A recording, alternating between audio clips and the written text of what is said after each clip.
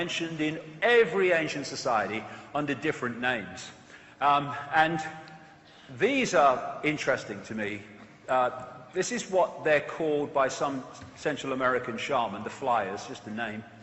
We have the demons in Christianity.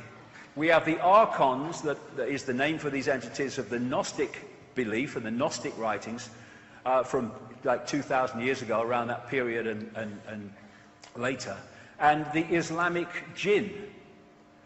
Because the way all of these entities or phenomenon are described is precisely the same in effect.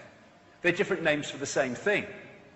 And the archons, as the Gnostics called them, were said to be made from luminous fire. The jinn from Islamic and pre-Islamic Arabia was said to be made of smokeless fire. And when you look at what's said about it, they're talking about the same force, the same phenomenon. Nag Hammadi in Egypt, a sealed jar of Gnostic writings was found hidden.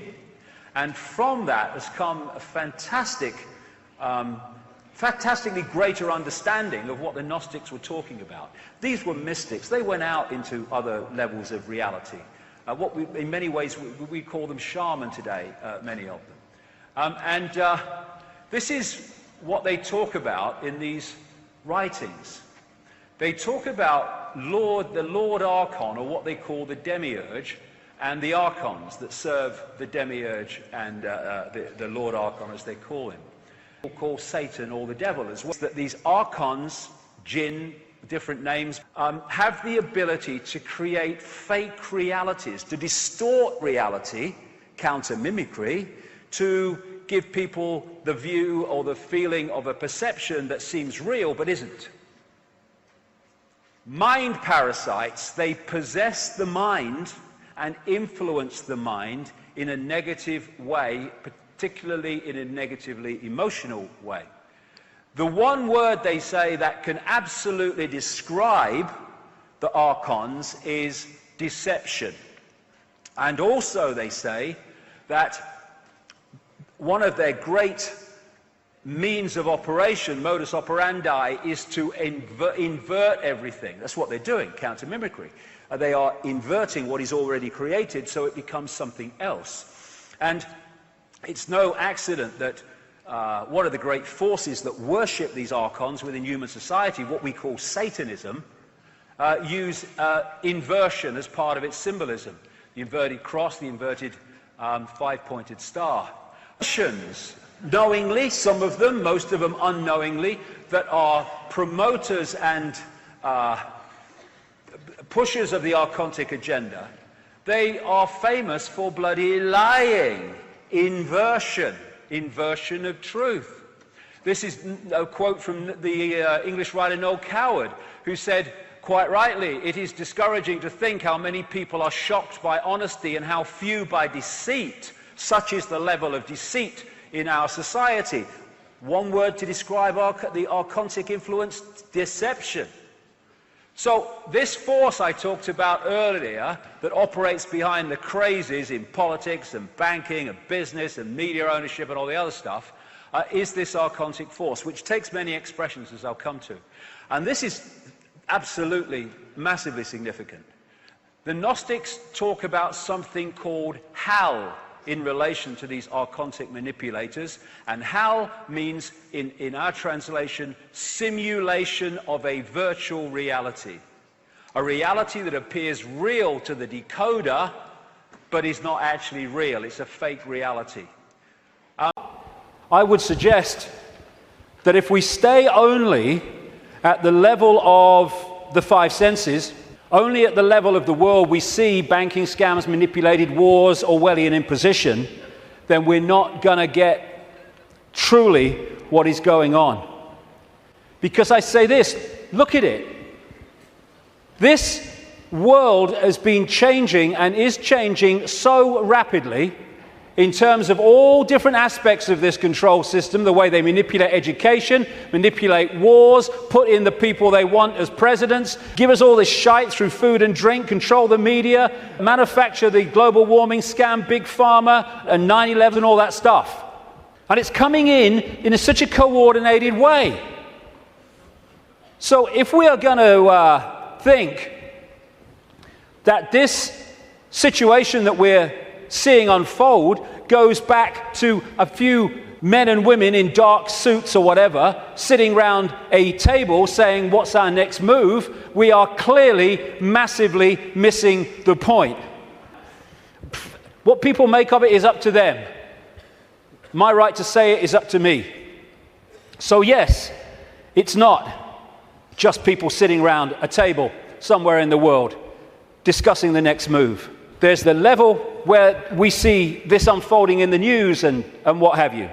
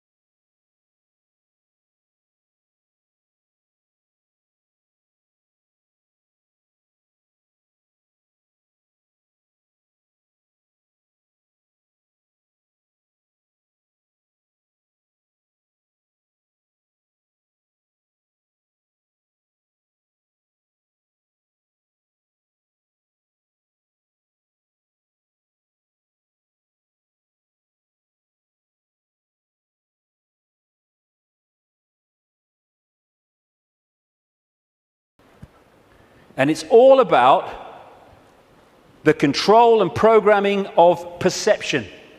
That's the only way the few, and it is a few compared with the global population, that the billions can be controlled. Manipulating how we interact with reality, keeping from us that we are consciousness, putting us in these bubbles of our sense of limitation and I can't, manipulating the way we decode reality, and therefore making us see the world as the control system wants us to see it.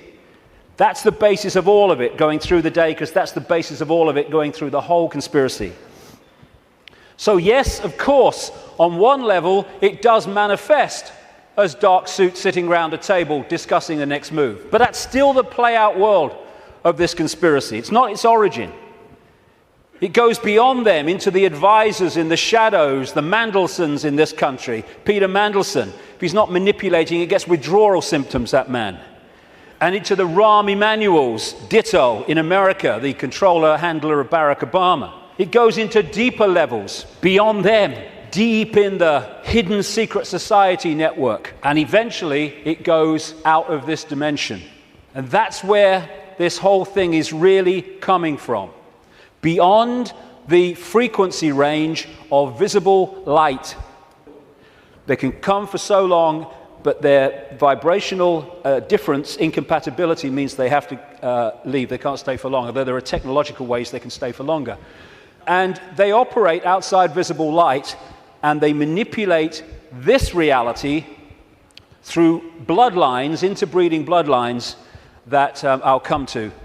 And we call them the Illuminati families. These spiritual beings have been ruling this planet through very specific bloodlines, who long ago swore allegiance to these beings in exchange for wealth and power over the human race, in preparing the whole world for the ultimate spiritual deception these evil entities have planned. These bloodlines are literally able to be traced by genealogists all the way back to ancient Sumer and Babylonia, and these human familiars or pets of the demonic have worshipped Satan and his minions under many forms from the time of Sumer right up to our present day. Another key aspect to this is that they created hybrid bloodlines specifically to be the middle men and women. They became known in the ancient world as the demigods, the people, the children of the gods, part human, part god, as these serpent gods were perceived. And they were to be, like I say, the middlemen and women operating in visible light for the outside visible light control system. And it's appropriate that the caduceus and the symbol of the medical profession is the DNA, in effect, portrayed as two snakes. Because to these reptilian geneticists, who were far, far ahead of where we are in public arena in terms of genetics and understanding, the DNA is a software program. And so they manipulate it for their own means. And this is crucial to understand the world that we live in. One seriously important aspect to this DNA, this hybrid DNA I'm talking about, is that it has eliminated what we call empathy. The ability to decode the emotion of empathy. Empathy is the fail-safe mechanism of all behavior. If I can empathize with the consequences for others of my actions, that limits and balances my actions. If I have no empathy because I cannot empathize, then there are no limits. There is nothing that won't do. 3,000 dead on 9/11, who cares? Who cares? That's what we're dealing with. Mr. President, I do want to get right to the news of this week. Sure. For so many Americans, the terrorism in Boston. Yeah. Many people have wondered if it took you right back to 9/11 when you heard it. Well, at first, I was deeply concerned that there might have been a organized plot. I don't know all the facts. I don't think we all know all the facts, but I was deeply concerned that this could have been, another organized, highly organized attack on the country. I wonder if it took you right back to 9/11 when you heard it. Well, at first, I was deeply concerned that there might have been a organized plot. I don't know all the facts. I don't think we all know all the facts, but I was deeply concerned that this could have been, another organized, highly organized attack on the country. It took you right back to 9/11 when you heard it. Well, at first, I was deeply concerned that there might have been a organized plot. I don't know all the facts. I don't think we all know all the facts, but I was deeply concerned that this could have been, another organized, highly organized attack on the country. Deeply concerned that this could have been, another organized, highly organized attack on the country. And it still may be. Again, I don't know the facts, but I do know that it's really hard to protect the homeland. Deeply concerned that this could have been, another organized, highly, deeply concerned that this could have been, another organized, highly organized attack on the country. And it still may be. Again, I don't know the facts, but I do know that it's really hard to protect the homeland. And this is vital to get across. If we look at this information on the basis of thinking I wouldn't do that, so they wouldn't do it, then we're going to miss the plot completely. Because that's not like that. No, you wouldn't do it. They would, and have no emotional comeback whatsoever. The reason for the interbreeding, the hybrid, is vibrational compatibility. These hybrids have a greater infusion of reptilian DNA than the general population, although we have a lot. And therefore, the resonance is sympathetic to the resonance of these entities operating just outside visible light.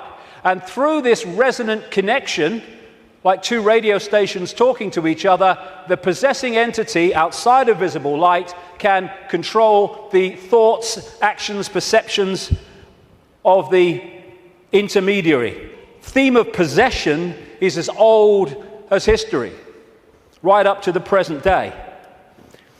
We look at these people.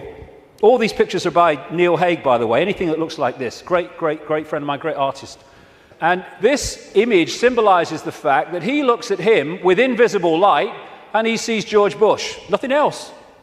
What people don't see, because it's outside the frequency range of their decoding system, is there are entities around these people who are actually controlling these people's thoughts, actions, etc.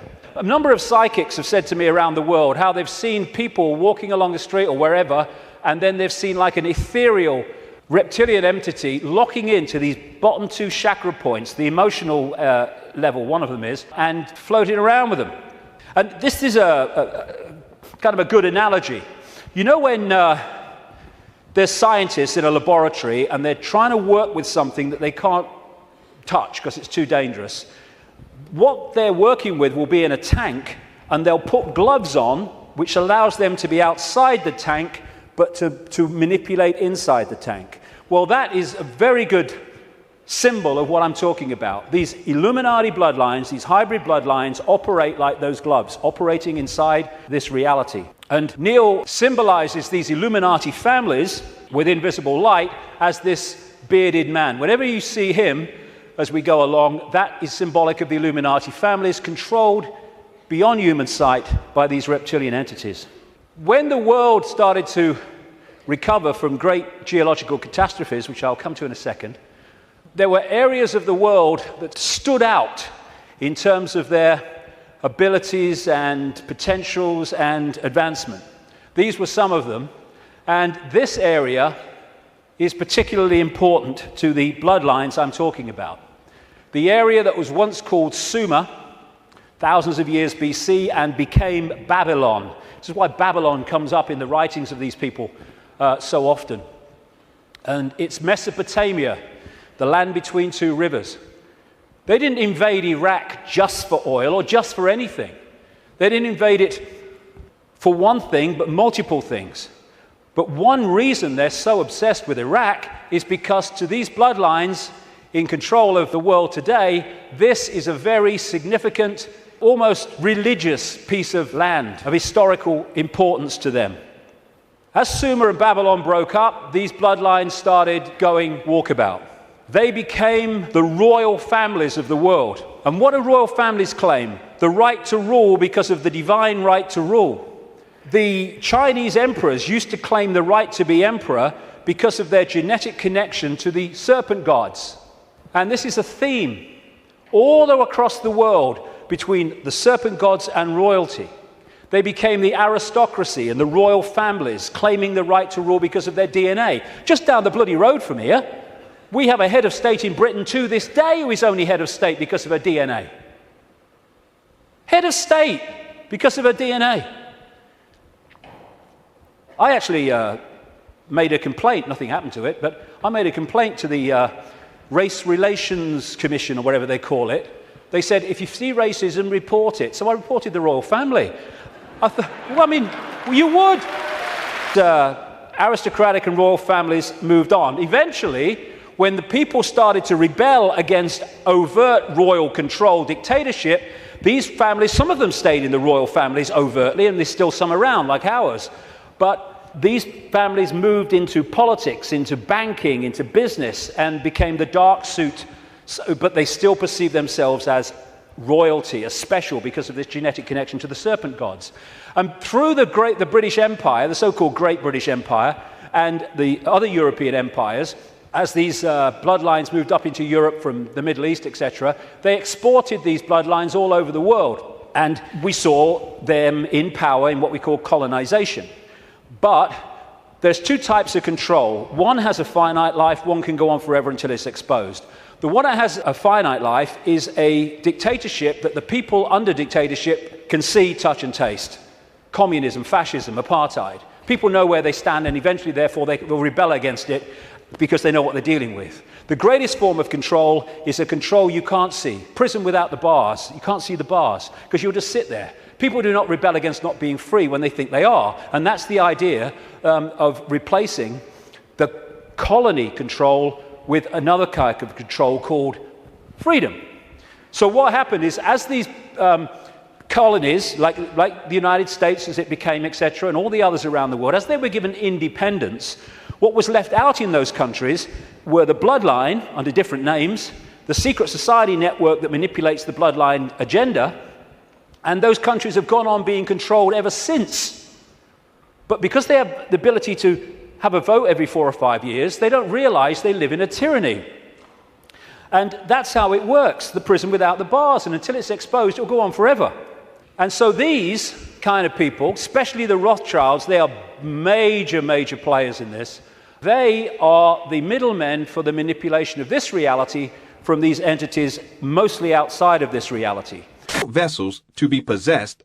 Once possessed, they would be used to carry out evil's plan to spread death and destruction on earth. Incest was practiced by ancient Egyptian royalty. Mothers married sons and brothers married sisters to keep the power and the money all in the family. Like their pharaonic ancestors, the British monarchy have a long history of incestuous inbreeding.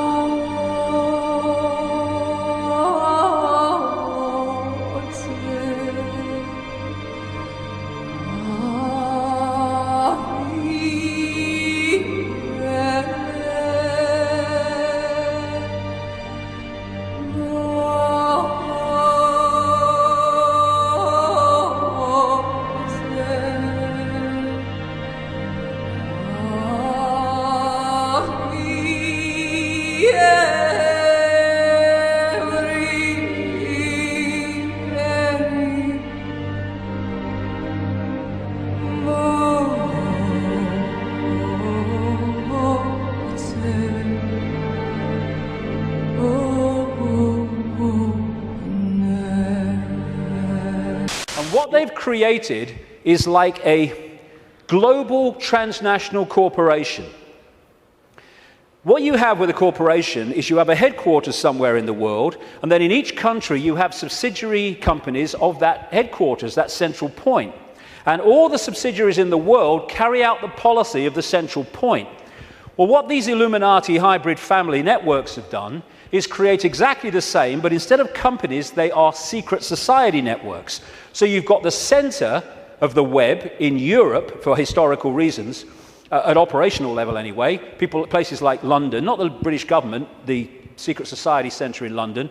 In Rome is another one, the Roman Church, Rome, and other points in Europe. And then in each country, you have families from the network in those countries whose job it is to run the networks that control that country's business, banking, politics, media, all of it. And so what you have is from this central point in Europe, the center of the web, all these different places and countries all over the world then impose on their country what is being dictated here. And that's why as I travel around the world, I see the same things being introduced in different countries at the same time, overwhelmingly justified by the same excuses. It's all a global network. It can be symbolized too as a web, like I say, with the Rothschilds real close to the spider, and all these different strands on the web are different secret societies, different semi-secret societies, transnational corporations, and all the rest of it.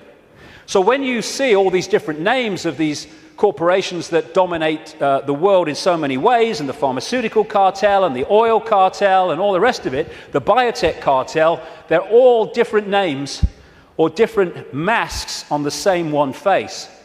And so you have this structure where outside of visible light you have the reptilian control system, comes down through the Illuminati families, and they control the people in power to push the world in a certain direction. Another way of looking at it here. You see, all these different people, these fight among themselves and all the rest of it, though if it gets out of hand, they get sorted. So these sit on the top of all these different countries. They control these different areas of their societies, and the people are then played off against each other. These buggers don't go to war, they tell these buggers to go to war. And if we stop going to bloody war, game over. But we do. Ridiculous. That's part of becoming conscious.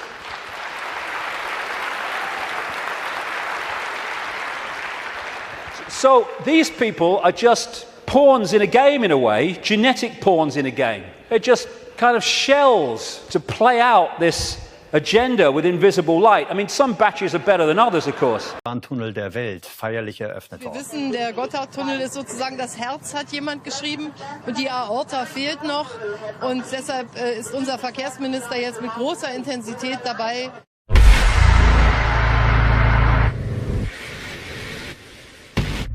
Der Gotthardtunnel ist sozusagen das Herz, hat jemand geschrieben, und die Aorta fehlt noch.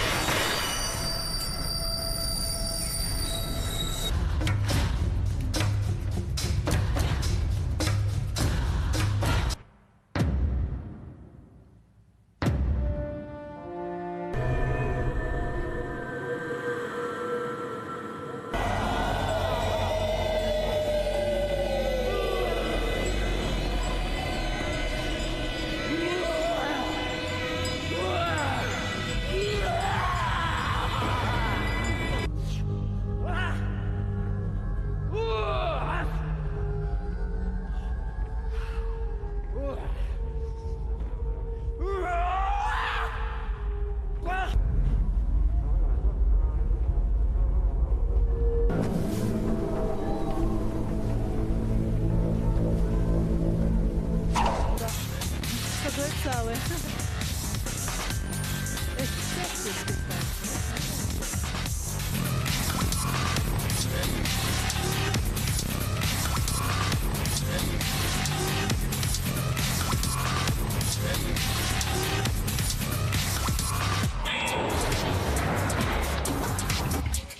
Ah, monsieur Solari, monsieur Solari. Ouais, puis, c'est un peu- il va faire-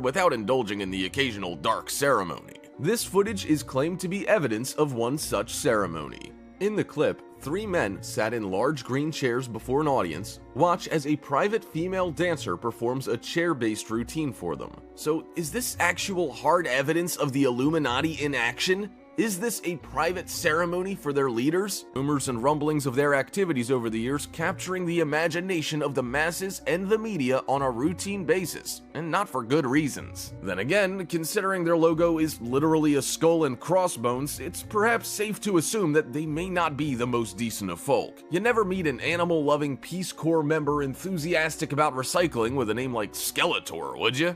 Skull and Bones is an underground senior secret student society at Yale in New Haven, Connecticut that has become known for its powerful alumni and various conspiracy theories. Members, both current and past, are known by the not at all creepy name of Bonesmen. Just like any secret society, Skull and Bones has its initiation ceremonies. But when this secretly recorded clip got out there into the world, it shocked everyone. People expected, at worst, a little bit of hazing of the newbies, but the truth was far more troubling.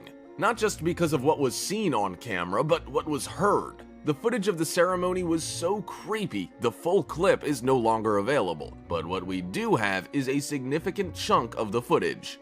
In the clip, 15 new recruits are welcomed in by senior members. As they are, mock executions are acted out. There's screaming, there are cries of supporting the devil. The only thing more terrifying about the strange, barbaric nature of the ceremony? The fact that President George H.W. Bush himself was a member and routinely refused to discuss the nature of the ceremonies right up until his death. What on earth happens at these events that he could never divulge the secrets? And what were those screams? CERN. Of all the places you would expect a strange ritual or ceremony to take place, CERN campus is not one of them. And yet, here we are. It seems it's not only men of faith who gravitate towards strange ceremonies, it seems men of science do too. As the camera operator innocently films the view from a window, the strange events unfold. Out in the central courtyard, a fleet of men in long black coats emerge. Immediately, it's deeply, deeply odd. But soon, it shifts from just a little bit odd to full-blown terrifying. There's no two ways about it. They seem to be engaging in the ritualistic murder of a young woman. Now, nobody was killed that night. CERN have made that clear. The woman is fine. But what was happening? Was it a mock murder like those at the Skull and Bones Society? And if so, why would employees of CERN be engaging in them? Is there a link between CERN's work and Satanism? Or is this a practical joke going way too far? Bohemian Grove. Never let it go unsaid that politicians on every side are, quite frankly, a suspicious and odd bunch. They've been involved in the Freemasons, the Skull and Bones Society, and if the Stonecutters from The Simpsons was real, they'd be involved in that. And of course, there's the legend of Bohemian Grove. The Grove, in California, is home to an elite club called the Bohemian Club. Only the richest and most elite are welcome. And what do they do there? Members past and present keep pretty tight-lipped, but if this secretly recorded footage is anything to go by, it's deeply terrifying. 1,000 spectators watch and laugh as a man calling himself a priest burns an effigy. But to what end? Many politicians have been involved in the club. None, no matter where they fall in the political spectrum, ever reveals what happens at those ceremonies.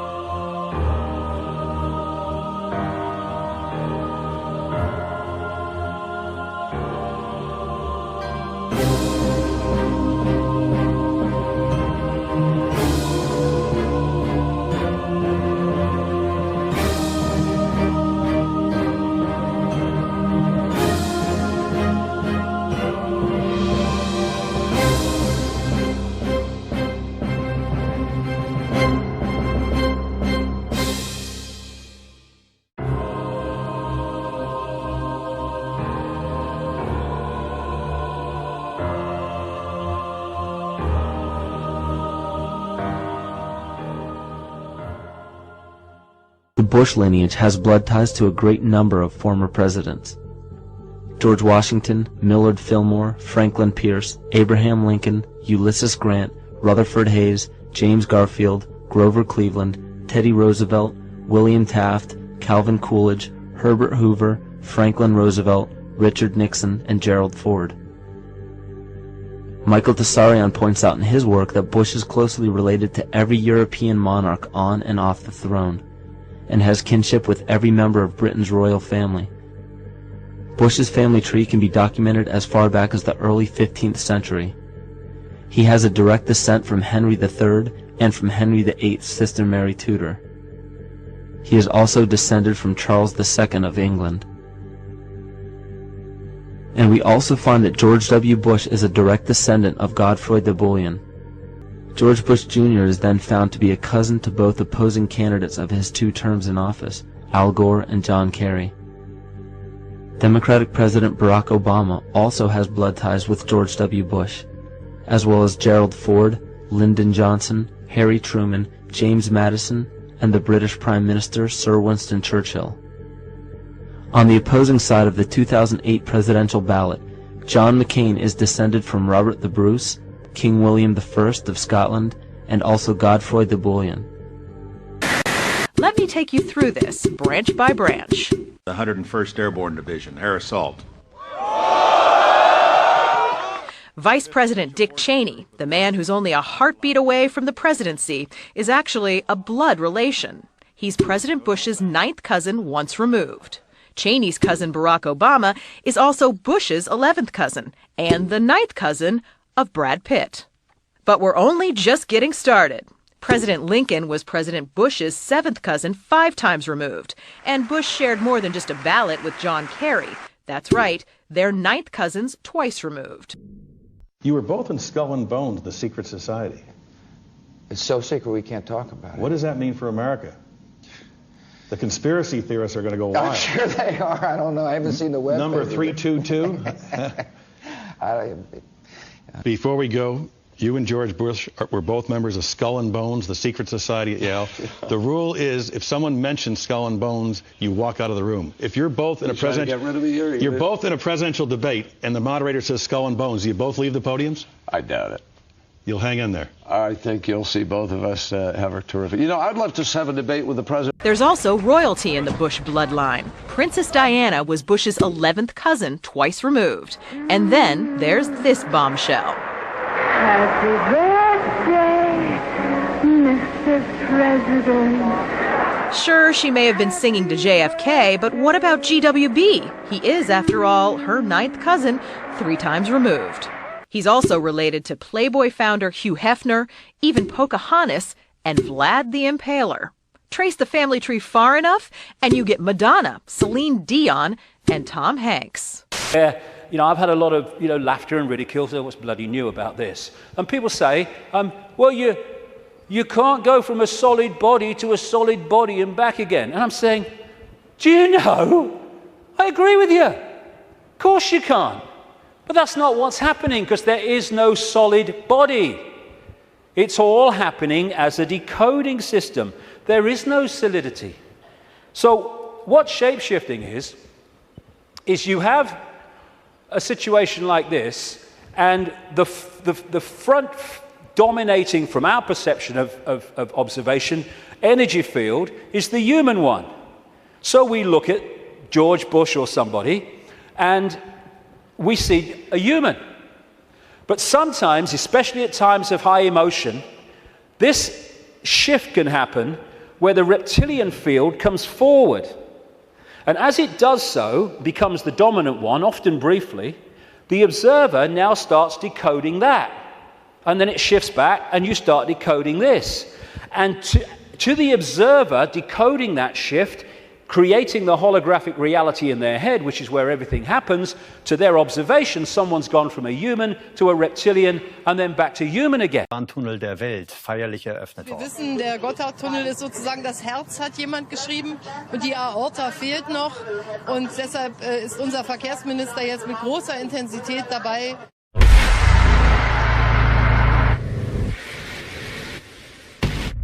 Der Gotthardtunnel ist sozusagen, das Herz hat jemand geschrieben und die Aorta fehlt noch.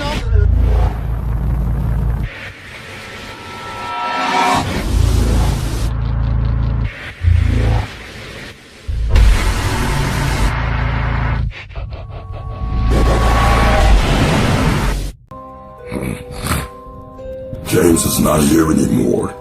It is me, and I'm talking to you. So watch me whip. Watch me nay-nay. Watch me whip, whip. Watch me nay-nay. Using these glasses, the idea was that because it's so tall, you'd be able to see. And I mean,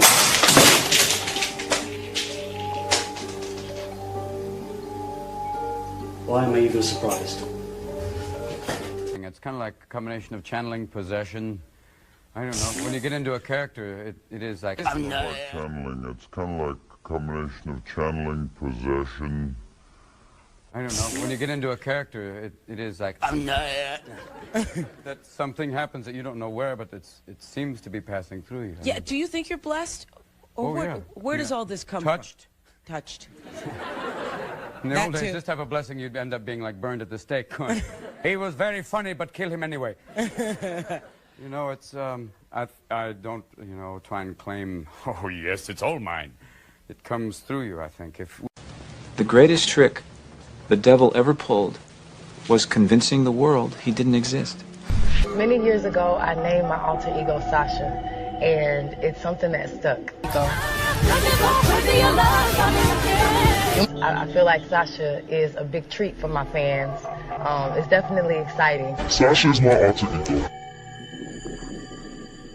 And I remember right before I performed, I raised my hands up, and it was kind of the first time I felt something else come into me. And I remember right before I performed, I raised my hands up, and it was kind of the first time I felt something else come into me. I felt something else come into me.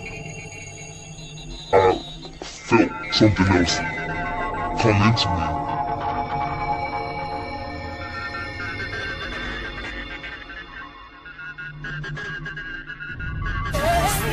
I guess I wouldn't be very entertaining on the stage, so Sasha comes out, and she's fearless. You know, she can do things that I cannot do when I'm in rehearsal.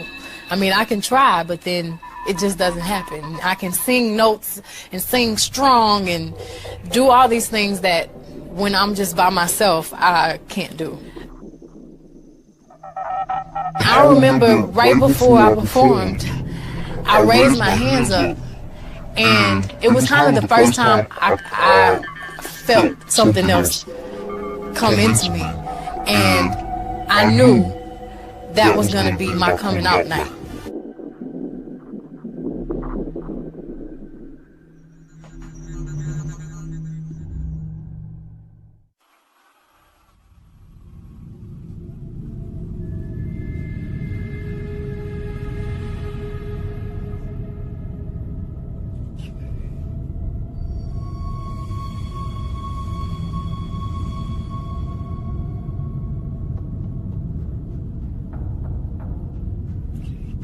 See Lil Wayne's face here. Okay. See his eyes? Looks like he has some contacts in, or his eyes are yellow. Not quite sure. I had this dream quite recently that was so terrifying, so morbid and terrifying, and I called Deepak Chopra, who I work with, and I was telling him my dream, terrified, that the devil, and the dream was so terrifying, I thought somehow a devil force was trying to take hold of me, a darkness. I guess I see devil and darkness as the same thing.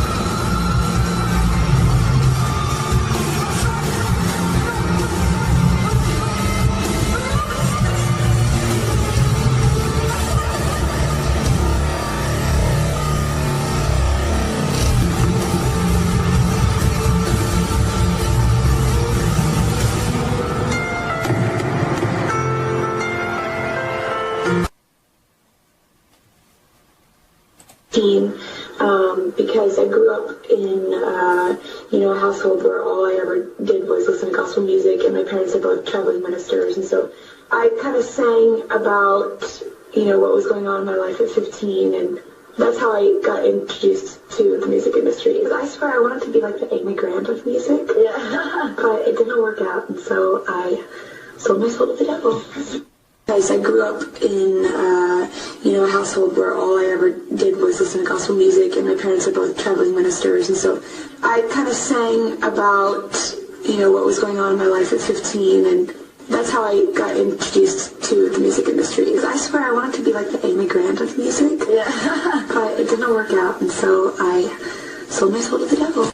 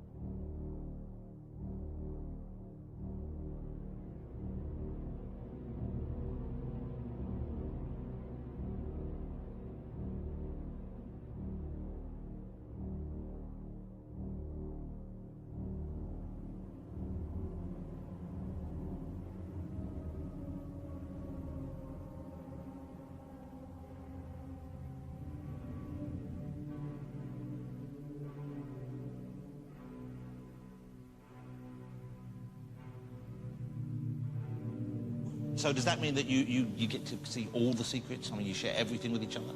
I know all the secrets anyway, Jonathan. Oh. So just flick through the book. Okay. So just stop at a page at random. And then lock the word on that page right there. I've got an envelope here. I'll be back. Wow. How did the pages gone now? 2 to 8 is gone now. It was here a minute ago, and I didn't let go of it. You're the devil!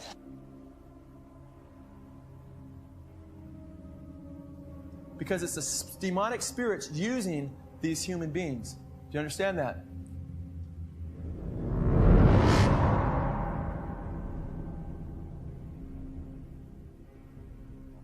And they just miraculously opened like it was some evil wizard. They just sprung open like that. And then my card flipped out.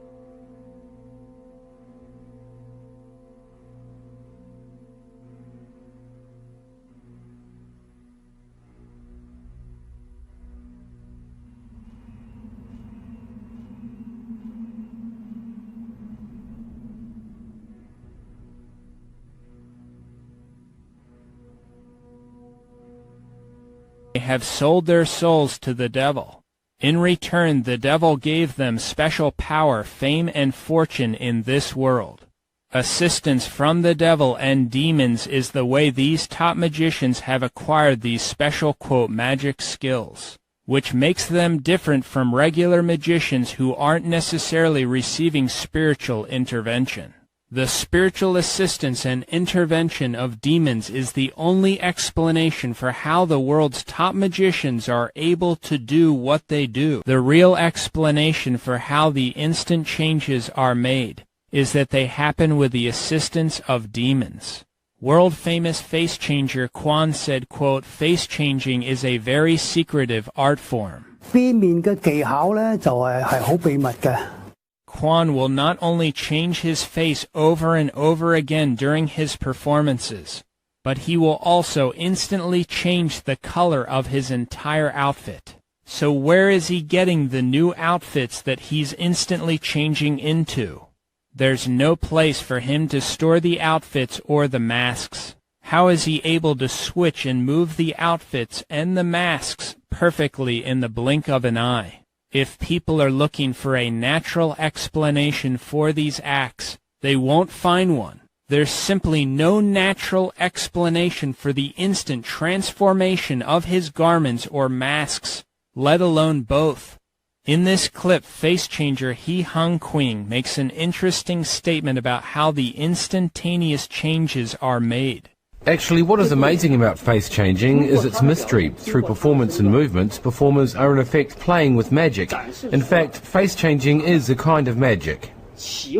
Those who do so open themselves up to demons and invite them to take possession of their souls. No way! David Copperfield is the most famous magician in history. Copperfield has openly admitted that spirits are solely responsible for some of his magic. I have an incredible museum of magic that's dealing with all the artifacts of all the great magicians of the past. Their posters, their programs, their books, hundreds of thousands of magic books. Welcome to my secret, top secret, the International Museum and Library of the Conjuring Arts, with items belonging to Keller, Houdini, Thurston, all the great masters of the past. I just bought this big magic collection that was about to get split up and kind of either split up or sent out of the country. And one of the first things, one of the greatest things in the collection is this first magic book. And the reason it was written was because it's called The Discovery of Witchcraft. It was written in 1584. I don't really know. I mean, I was possessed while I was writing that letter. My hands were moving across the page, and someone else was pushing it, and I basically said that I would commit myself 100% to the part, and that I would sing and dance and act my heart out, and I would do everything I could to bring her to life and make him proud, and that absolutely no one could do the part as good as I did, and that's it. And you know now, don't you think now when you see that film, I heard other people were considered for the part. I heard Meryl Streep and Michelle Pfeiffer. We can't imagine anybody else playing Evita but you. We can't even imagine. No, I don't really know. I mean, I was possessed while I was writing that letter. My hands were moving across the page, and someone else was pushing. Got on my knees and sort of communicated with the spirits. And when I came out, I was in charge. Powerful scene. Powerful scene. I couldn't have acted that. I couldn't have written that down and made a decision to play. For years, Copperfield has levitated many people. We floated people outside in broad daylight. I am too scared.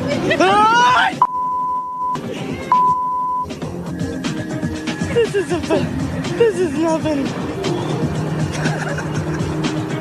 Want to go again? He has even flown through the air while proving that he doesn't have any cables or wires attached.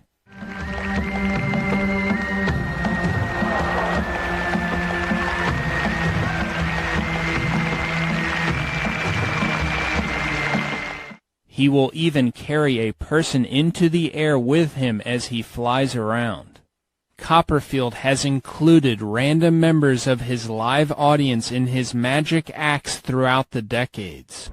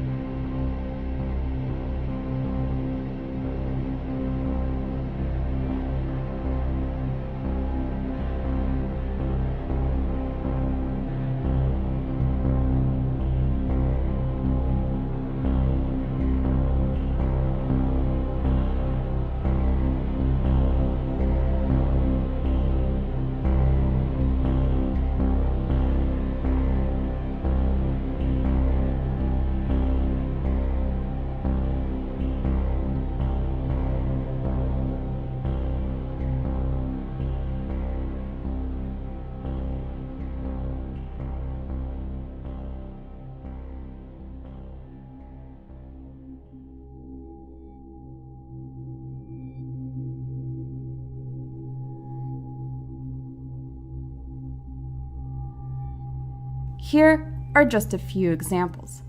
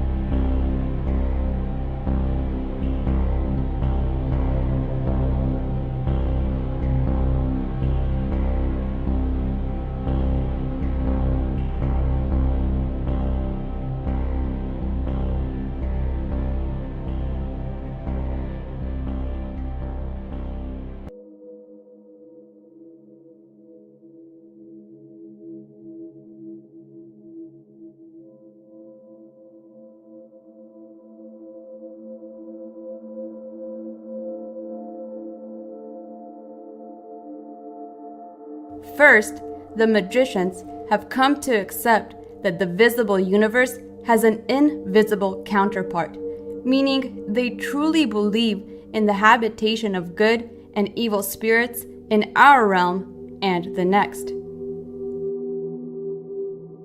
Second, by means of the secret processes of black magic, it is possible to contact these invisible entities and gain their help in some human undertaking. Third, it is possible to make contracts with spirits whereby the magician becomes for a stipulated time the master of an elemental being, more commonly referred to as a demon. And fourth, true black magic is performed with the aid of a demonic spirit who serves the sorcerer for the length of his early life, with the understanding that after death, the magician shall become the servant of his own demon. For this very reason, a black magician will go to inconceivable ends to prolong his physical life. And in fact, many a magician has lost his life as the result of trusting these demonic creatures during dangerous stunts.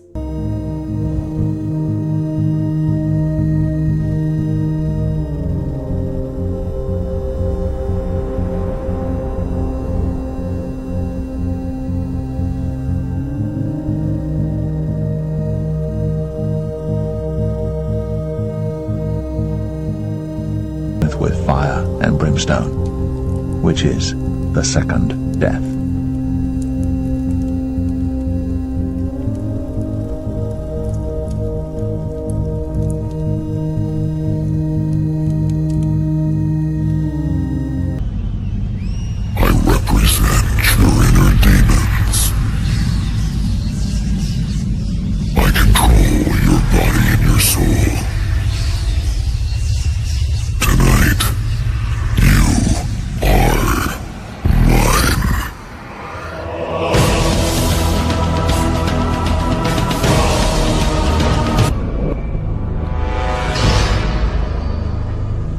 Every time you were alone,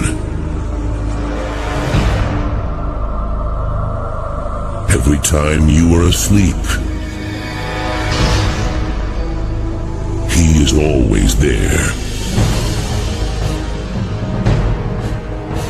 He dominates your nightmares. He controls you. Every step you take. He is in the earth. He flows through the air. He floods in water. He blows in the wind. And he burns in the flames.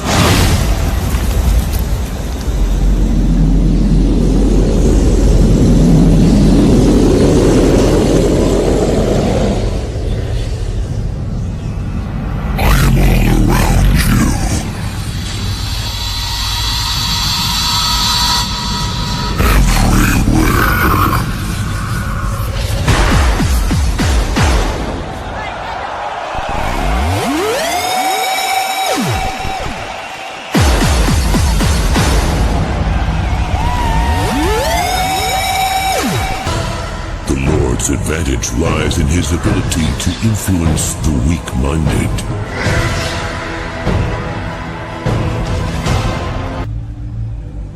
Religions have tried to warn you in their holy books.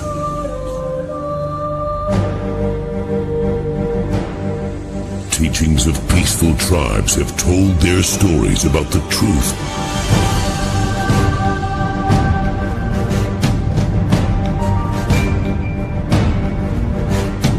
All of this has proven to be in vain. You still aren't convinced of his existence.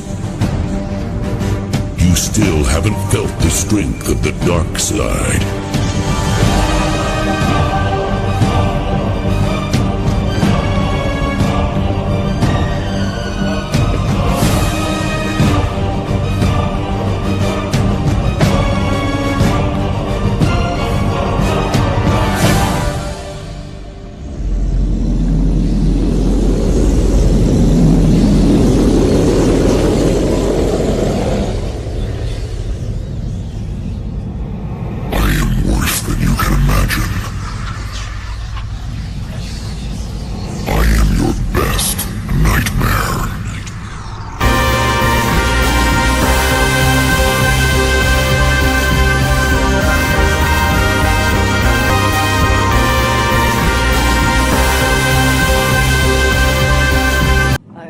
Very pleased to announce that the first baby clone is born.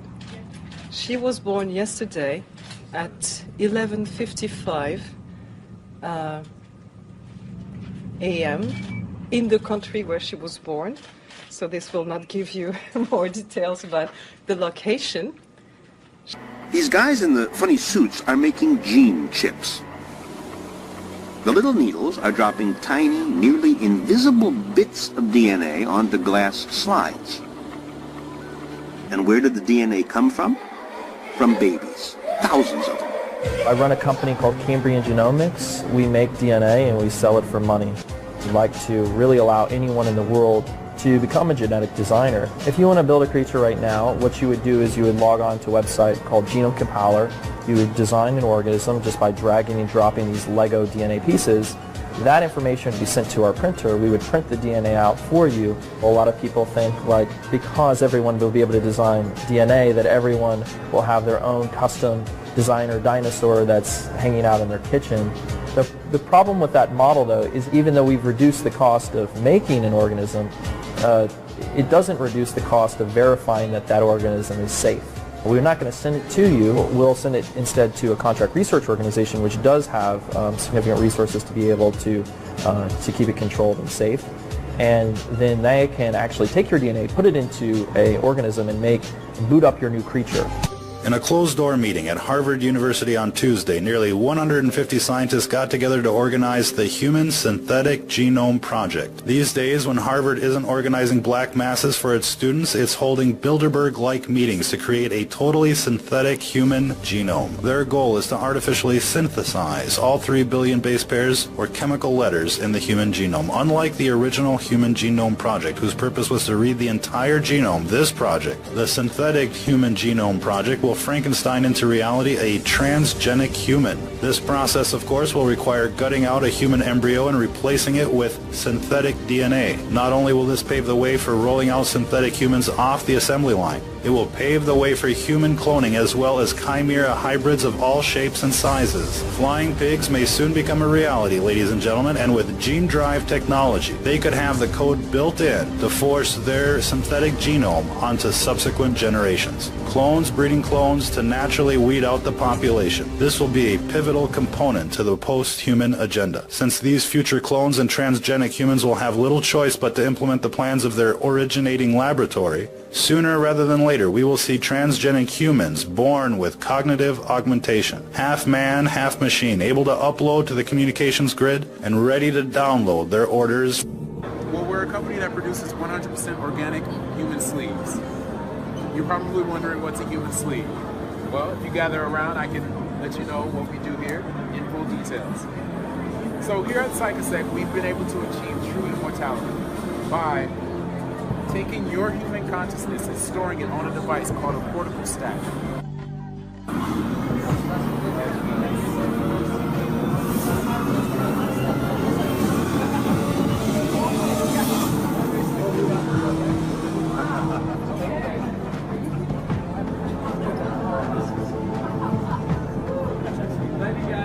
Real.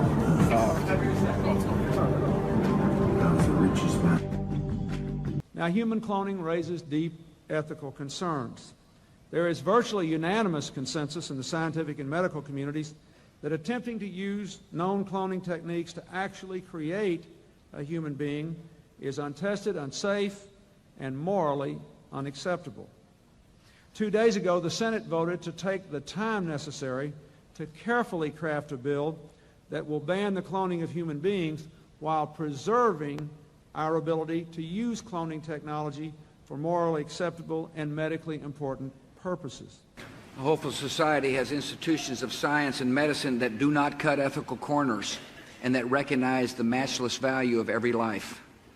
Tonight, I ask you to pass legislation to prohibit the most egregious abuses of medical research, human cloning in all its forms, creating or implanting embryos for experiments, creating human-animal hybrids, and buying, selling, or patenting human embryos. Right. Absolutely. You know, if you go to Disney World, for instance, down there in the Haunted Mansion, you see the hologram, right? Oh, you know how to make a hologram. Well, our scientists have learned how to make people. They call them synthetics. Are you familiar with those? Well, actually, we just interviewed John Lear, and he was talking about being in an audience in which they were given a lecture by a guy that they thought was real and found out later he was a hologram. Well, it's a synthetic. The synthetics, when you touch their skin, it feels like plastic almost.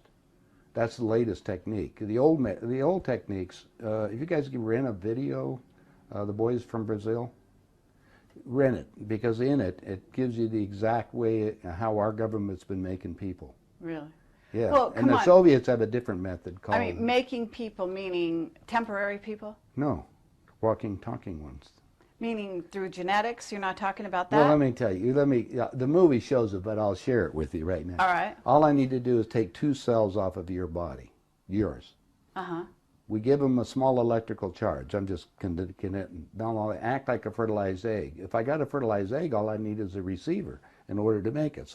And the fetus starts growing, right? Needs food. Well, they can use cows and sheep too. Again, a food source. That's all we need. After about 14 weeks, all of a sudden that fetus is gone because they've learned to take, that's when the fetus starts developing its own blood supply. Then they've used a pituitary hormone extract that they have, which accelerates the being that grows. Now, the reason was that our scientists were all excited because we could have spare parts. If you need a heart or a liver or anything, you won't have any rejection. It's your own DNA, right? Okay, because theoretically, if we have overpopulation, we don't need more people, right?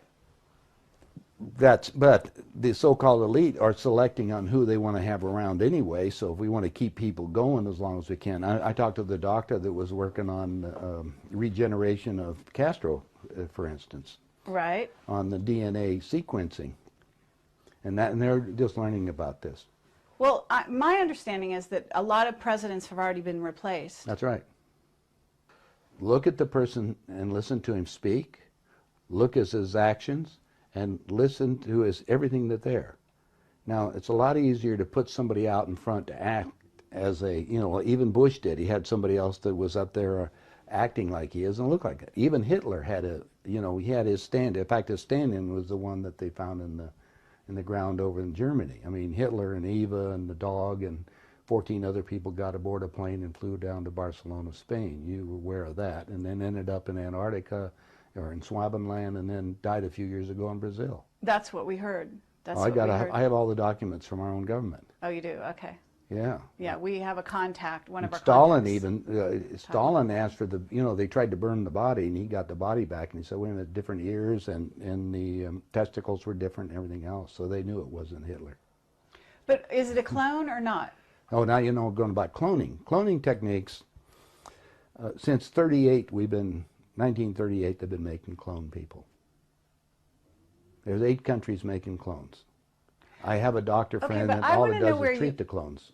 Where do you get your information? I get it from some of the people that are willing to come forth, and they talk to me because they hope I'll put the information out, because they always got 2 people following them, and they may be killed. If I start talking about cloning too much, the people that get involved into that you disappear on it. So I don't go into too many more details, but there is information that's available, and it's more and more that's coming on the line. I just told you, go rent the movie. Okay, Boys from Brazil. Yeah, and you'll see the whole technique on what they show it to you in different places, so you can imagine what it's going on.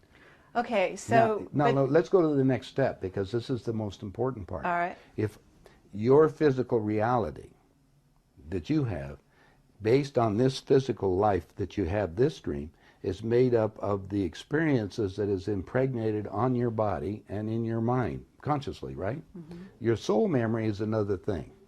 Show you the division on these things. Since the body's very physical, and we just got you making a physical being in a few months for spare parts, they said, now we've got the perfect deal. How can we have that work better? Well, if you go to the hospital today and get an encephalogram, what's that? That's the memory of your conscious mind. It's on the CD. Let's download it on this being. Now we got a walking, talking duplicate that has the total memory that you have, because we just took it off of your own mind. Okay, it's like Blade Runner, the android. Exactly. Mm-hmm. The only thing is that it's like this DVD recorder. Sometimes you have glitches in it, so you have to have them tuned up occasionally.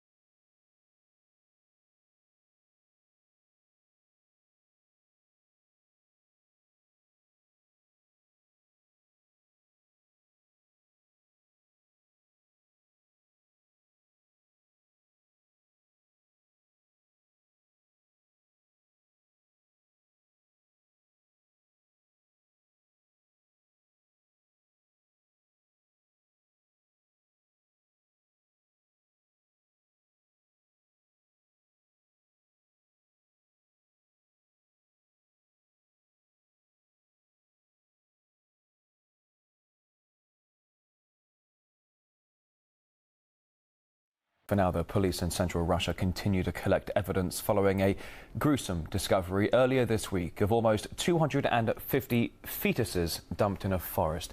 They are thought to have been used in scientific research by a woman who worked at a local medical university before being fired last year. But as RT's Sean Thomas found out, some experts think the fetuses could even be the product of cloning. Right now, the investigation is focused on two parts. First, how did these 4 plastic containers containing 248 fetuses end up in the woods about 70 kilometers north of Yekaterinburg? Why and where did these fetuses come from? The possible explanation is legal scientific research. We do know that all of the fetuses that are in question here were terminated between 22 and 26 weeks. This is well past the 12-week mark, which is considered legal abortion in Russia, and after 22 weeks, women can only have an abortion only for medical necessary reasons. So is this an illegal abortion operation, or is this scientific research? No one really knows. They're trying to get to the bottom of that. We talked to one medical doctor. This is what they had to say about the subject. This looks like some sort of thriller where organs were removed from fetuses to extract essences that theoretically can be used to rejuvenate people.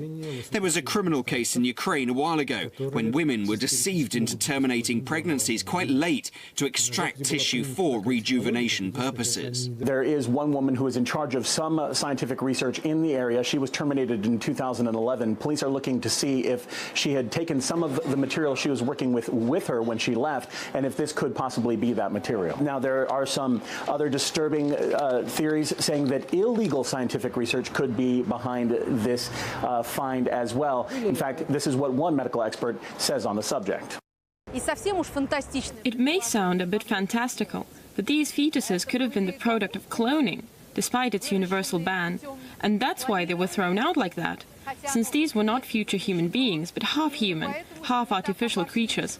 It's a very daring theory. This might, of course, have been the product of miscarriages, but the fetuses could have been thrown out on purpose to create scandal and attract attention.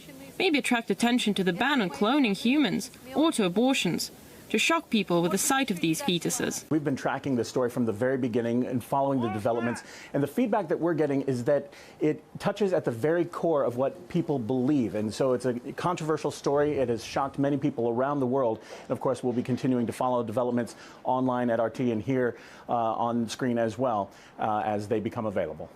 Occasionally or redone them, and so we take them to Camp David, or there's a wing at Bethesda Hospital to just tell you. If you go down there and check, you'll find the nurses, if they're willing to come forth, they'll tell you they work on those people, and they call them the others. I thought it was interesting.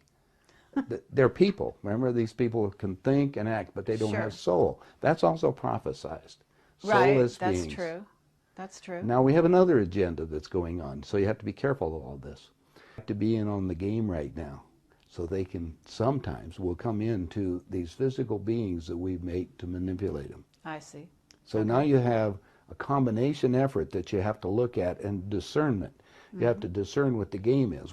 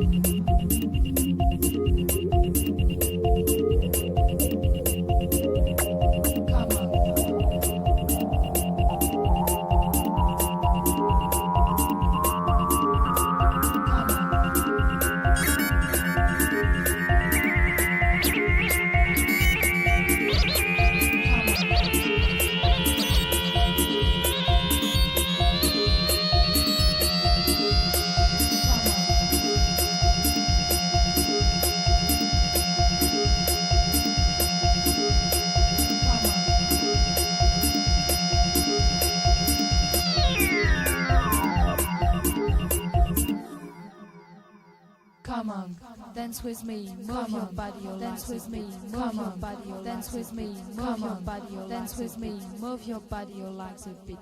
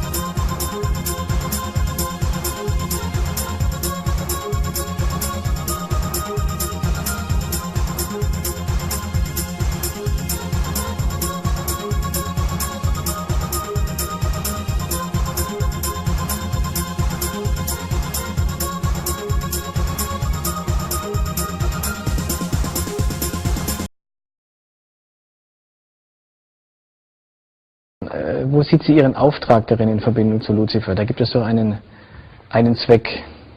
Da muss ich mich vorsichtig ausdrücken. Wenn wir sagen, die Freimaurerei, dann meinen wir die Freimaurer. Die Freimaurer sehen irgendwas, ein Prinzip oder sonst was. Also sicherlich nicht die unteren Graden. Die Freimaurer sehen es nicht. Aber die Freimaurerei insgesamt bewahrt diese Erkenntnis und kann diese Erkenntnis vermitteln und vermittelt sie auch, aber nicht in Form von Schulung, sondern in Form von Mythen und Symbolen. Und der Freimaurer, der das aufmerksam beobachtet, das, was er macht, Ritual, Symbol und Mythos, kann erkennen, um was es geht. Wenn ein großer Teil der Freimaurerbrüder das nicht erkennt, ist es nicht die Schuld der Freimaurerei. Und da müssen wir differenzieren, denn wenn ich jetzt irgendwas behaupte, da ist ein luziferisches Prinzip in der Freimaurerei, was wir realisieren, was wir erkennen, was wir tragen, dann wird 90% der Brüder sagen, dann wird es erstmal missverstanden. Es stimmt nicht, der erzählt ja sonst was. Wir würden uns niemals mit Luzifer abgeben, weil sie es nicht erkennen. Der Grad der Erkenntnis auch noch nicht erreicht ist. Nämlich der obere. Richtig. Es geht um bestimmte Erkenntnisgrade und deshalb braucht man in der Freimaurerei, um einen hohen Erkenntnisgrad zu erreichen, so um die 10 bis 15 Jahre. Das dauert schon eine Zeit. Aber es gibt ja eine Geschichte, wie du schon sagst. Der Logenraum, der Tempelraum symbolisierte den Tempel Salomon. Es geht in der Freimaurerei um den Salomonischen Tempel. Und nach der Beschreibung in der Bibel, im Buch der Chronik, im Buch der Könige steht, dass vor diesem Tempel 2 Säulen standen. Und die eine Säule hieß Jakin und die andere Säule hieß Boas. Und die standen frei vor dem Tempel, es waren keine tragenden Säulen. Und die Freimaurerei symbolisiert diese beiden Säulen. Die eine Säule gehört dem Lehrling, die andere gehört dem Gesellen. Und nur der Meister kennt alle beide, beziehungsweise der Geselle auch schon. Und dann taucht die Frage auf, wenn die Freimaurerloge den Salomonischen Tempel darstellen soll, was man vordergründig meint, dann kommt man zu dem Ergebnis, dass die Säulen in der Freimaurerloge falsch stehen. In der Bibel steht, und rechts stand Jakin und links stand Boas. Jetzt kommt man in die Freimaurerloge, das ist genau umgekehrt. Das heißt, der Initiant geht ja zum Meister vom Stuhl, der nach offizieller Lehrmeinung in der Maurerei Gott darstellt. Richtig. Das heißt, wenn jetzt aber diese beiden Säulen verdreht herum sind, stellt sich die Frage, wer ist dann derjenige, der auf dem Stuhl sitzt Das ist gut beobachtet. und einen Winkel trägt, der sogenannte Winkelmann. Ja, also der Meister vom Stuhl trägt einen Winkel. Das ist der Winkeltragende. Und alle Beamten in der Freimaurerei, die einen Winkel tragen, die sind was ganz Besonderes, die sogenannten Winkeltragenden. Und in der Freimaurerloge ist es der Meister. Aber man sagt doch, im rechten Winkel steckt der Teufel. Ist das so? Ja, wenn es so wäre, dann wäre ja der Stuhlmeister der Teufel. Wenn die Freimaurer denken, da vorne sitzt der Vertreter Gottes, Jesus Christus oder sonst was, ist das ja schön. Und wenn wir zu dem Ergebnis kommen, da vorne sitzt im Grunde genommen der Teufel, dann beten wir ja den Teufel an. Kann es sein, dass es eines der höchsten Geheimnisse ist? Es ist kein Geheimnis, es ist aber durchaus eine Erkenntnis, die hochinteressant ist. Sagen wir mal so, wenn wir die Säulen richtig einordnen und den Tempel Salomos darstellen, dann wäre der Meister vom Stuhl, der Vorsitzende Meister, der Mann mit dem Winkel, nicht der Gott, der im Allerheiligsten ist. Dann wäre dieser Platz im Osten, der Altar im Osten, kein heiliger Platz, sondern der Sitz des Teufels. This is one of Houdini's poster ads. Look at all the demons on the poster. Poster ads have been used by magicians over the last 100 years as a way to get customers and others to come out to see their performances. Blackstone was a famous American magician. He became well known for his performances in the 1930s and 1940s. In Blackstone's poster ads like this one from the 1930s, you can find the clear depiction of demons. On this poster from magician Blackstone, he has 126 demon faces covering the border of the poster ad. In this poster, Blackstone is depicted dressed as a devil. Blackstone's son, Harry Blackstone Jr., also became a famous American magician. He died in 1997 and, like his dad, became one of the most famous magicians in history. In this magic act, Blackstone Jr. doesn't just cause a light bulb to light up without electricity and float in the air. He actually pushes the light bulb out into the audience directly in front of their eyes. Number 9 on this list is the magician Dante. He was considered the greatest magician in the world when he died in 1955. Take a look at Dante's poster ad in which a demon is playing cards. It also shows a demon whispering in his ear. This is a clip of one of Dante's performances. Notice that he appears in front of a large image of the devil. There she rests. She could remain there for hours should I so desire. But watch. Margot, hear me. Are you ready? Then go.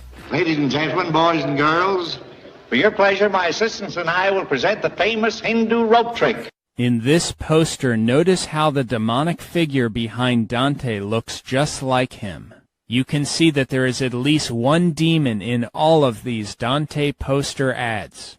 There were many other famous magicians of the last century, such as the famous American magician Howard Thurston. He died in 1936 and he was considered one of the most famous magicians of his time. According to reports, Thurston would have people pick cards out of a deck. He would then put the cards back into the deck and shuffle them. He would then correctly select the cards that had been chosen by making them rise out of the pack one by one. Notice the demon whispering into his ear on his 1914 promotional poster. Charles Carter was another famous magician. He also died in 1936. He called himself Carter the Great. Some other prominent American magicians were Grover George, who died in 1958, and Harry Keller, who died in 1922. You are probably noticing a common theme with the poster ads for these famous magicians from the last century. In every single one of these poster ads, there is at least one demon being depicted. This indicates that these magicians knew exactly where they were getting the power to perform their signs and wonders. That is, from demons. The poster ads for these magicians clearly portray demons playing the key role in how these magic acts are being accomplished. The posters clearly demonstrate that these magicians were nothing more than sorcerers used by the devil. This is a modern magic book called Tricks of the Mind. It's a book written by Darren Brown, a famous current European magician and hypnotist. Notice the incredible similarity to what we just saw over and over again in the poster ads of famous magicians from the last century. Demons on the cover next to the ear giving information. Here is an ad for one of Brown's performances. Notice the demons right near him again whispering information into his ear. Brown's 2005 tour show was called, quote, Something Wicked This Way Comes. For his 2011 and 2012 Svengali tour, Brown proclaimed the, quote, wonders of the occult. Brown produced a small book for the tour which he currently sells. Brown also depicts himself with a devil's tail. Brown also sold a video of his different tricks which he called, quote, the Devil's Picture Book. As just stated, Darren Brown is well known throughout the world for his magic. He is also known for conducting things like seances on live TV. A seance is an occult ritual in which people attempt to make contact with the dead in order to receive messages. He says, you know, it's written all over your face. You're afraid of going to a seance. But he says, I know you. He says, you're going to come. And then he started telling me how brave I was when I was aboard ship, you know, different things. He says, you're not the same man. You're changed. You're chicken. That's all I needed to hear. I said, when do we go to a seance? So one Saturday evening, we were in the place. It was the very first time. Very beautiful place. A medium was a lady. She had a gorgeous new home in Montreal. And there were about 20 invited guests there, which I was one of them. And she communicated with the spirits for different people there. And they were telling them what the spirit said. One man said, I would like to talk to my friend that died 6 months ago. But I don't want him to appear. Just want to talk to him. Because he says, I don't trust you talking to my friend for me. So the medium says, let me inquire of the spirit. Yeah, the spirit will talk with you. And that big masculine voice was heard in the place. It says, hi Frank. It's nice of you to ask for me to talk with you. And they had a little chat. And after it was over, Frank says, this is the greatest thing on earth, to be able to talk with the spirits of the dead. Then the medium said, we have a very special surprise tonight for you people. A spirit will manifest itself openly here in a few minutes. And it's like a big gust of wind hit the building. And right through the wall. Now the lights weren't terribly bright, but they were like living room lights. A couple of floor lamps and maybe some of these. And that translucent being seemed to come right out of the wall. How did you feel right at that moment? It's almost like my heart stopped a little bit. You know, very weird feeling. And Mary fainted and fell right off her chair on the floor. And a couple of guys jumped up and picked her up, and it's very gone. And that was the beginning of it. That's how you got into it. Yeah, that's the way I got into it. After a while, you see, there's something interesting about the human mind. You can adjust to an awful lot of stuff. You can adjust to a lot of things that would terrify you to begin with. After a while, they become common and ordinary. So you mean contact with the supernatural can become commonplace and ordinary and doesn't bother anybody? Yeah. In other words, the more that you do it, you're not uncomfortable. That's right. It's just not an uneasy feeling. Yeah. So how did you feel about it? Then I got into a secret society that worshiped the spirits, you see. Well, how is that different from the seance, Roger? It happens that the seance are not involving in many ways. But when you get into a secret society of spirit worshippers, then, and especially when you're invited there by the direction of the higher-ups in the spirit world, you never get out of there alive. And this is exactly what my friend and I were up against. We didn't know anything about it. And there was a very, very popular big band leader. Jazz musician? Band, yeah, very famous. And one night we went to one of these seances, and he was with his wife. So Roger, you're at this restaurant. What happened? We sat there, and we had our favorite alcoholic beverages, you know. And as we talked, the band leader says, he says, I want power. I go right to the source of power. And he says, how do you think that I became famous the way that I am? Well, I said, you must have had some good luck. Well, he says, there's no such thing as good luck.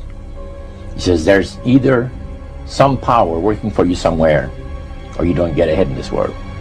Not in my type of occupation. So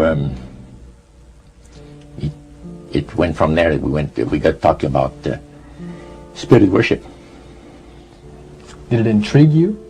Or did it make you want to find out more about what exactly he was talking about? Yeah.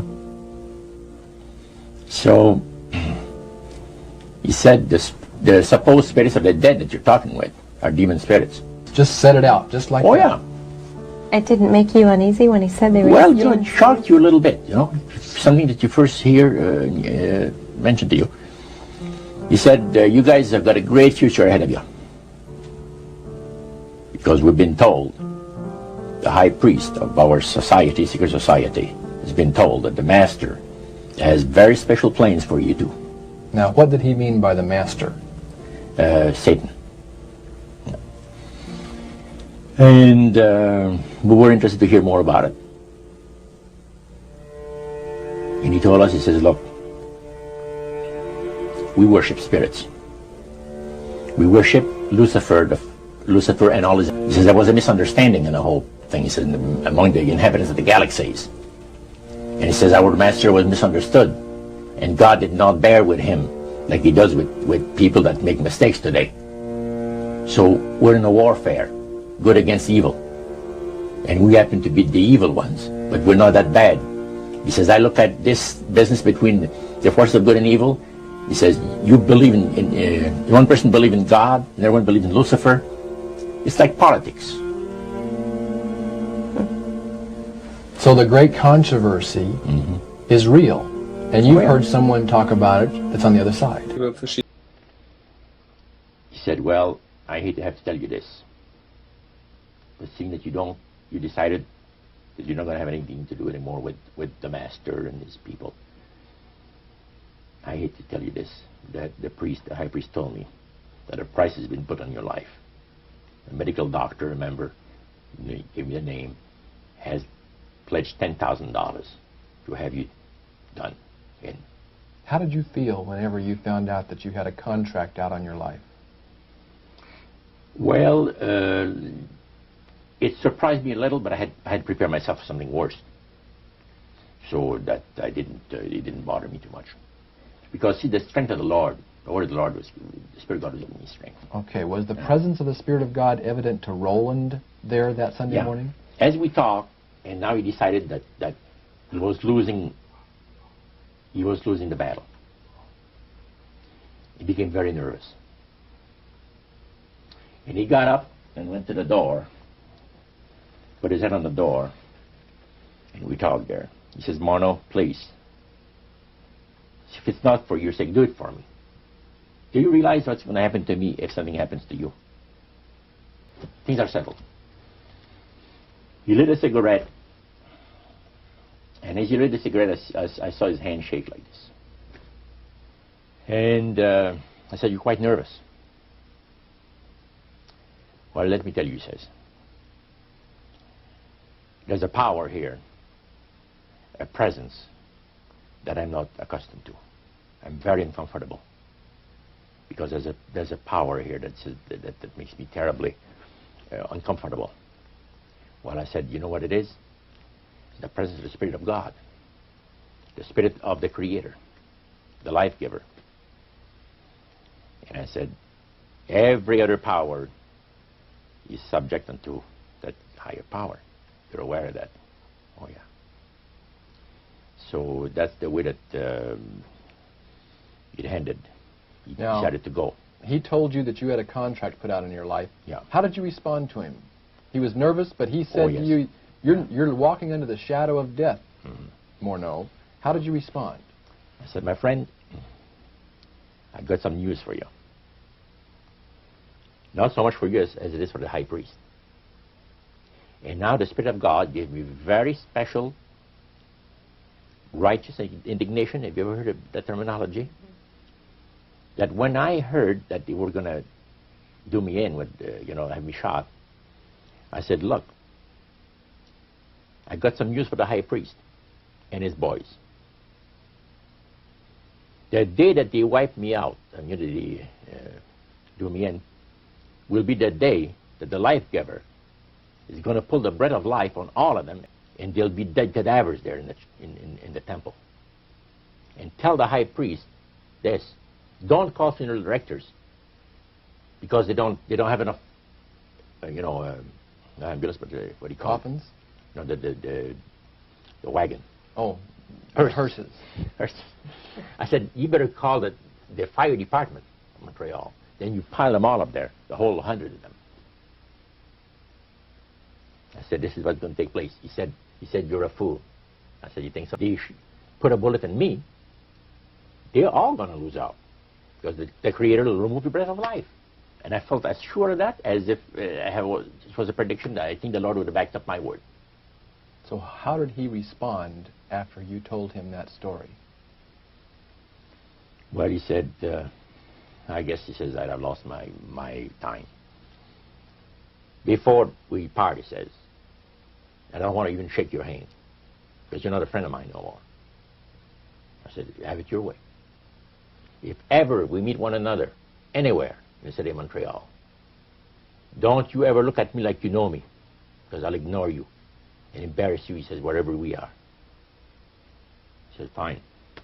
No problem with that at all.